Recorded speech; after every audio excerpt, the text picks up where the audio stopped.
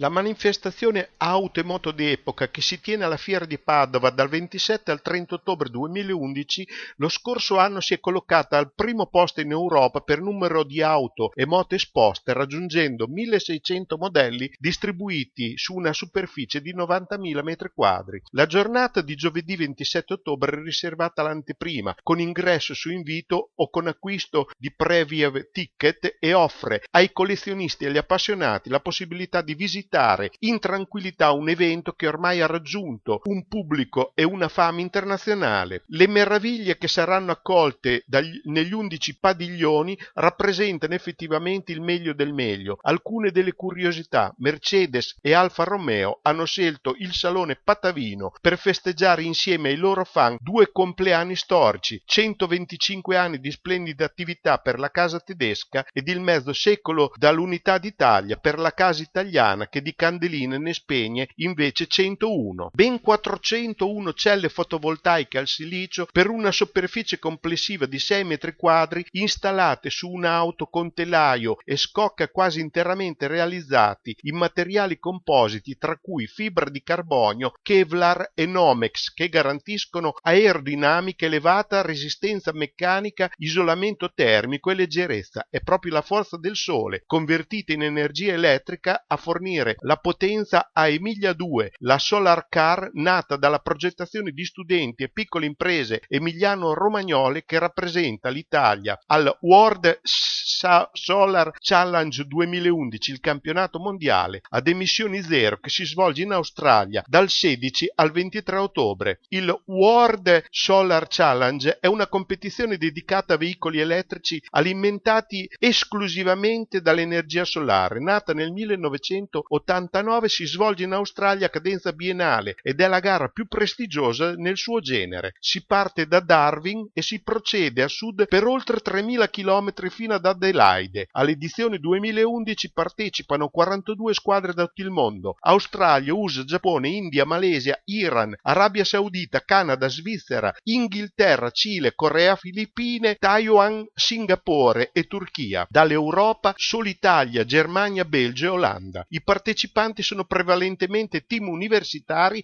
spesso supportati da colossi industriali delle tecnologie e dell'energia. Lo scopo del World Solar Challenge 2011 è quello di percorrere i 3.021 km che separano Darwin da Adelaide con un veicolo solare appositamente progettato e costruito dal team nel minor tempo possibile. La gara si svolge lungo la Stuart Highway, rettilinea direttrice nord-est, nord-sud, che attraversa il deserto. Ci si muove in un ambiente estremo, insieme al traffico normale, rispettando le norme di circolazione e affrontando gli imprevisti che le strade australiane riservano solitamente a canguri e road train. Per chi vuole continuare a fare l'imprenditore accettando la sfida, spazio ed agibilità ci sono. Scelte concrete e risorse per il comparto motoristico meccanico troveranno spazio nel programma triennale delle attività produttive della ricerca che stiamo delineando. Lo ha detto l'assessore regionale alle attività produttive dell'Emilia Romagna, Giancarlo Muzzarelli, durante l'incontro del tavolo regionale dedicato al settore motoristico meccanico, al quale hanno partecipato i rappresentanti delle istituzioni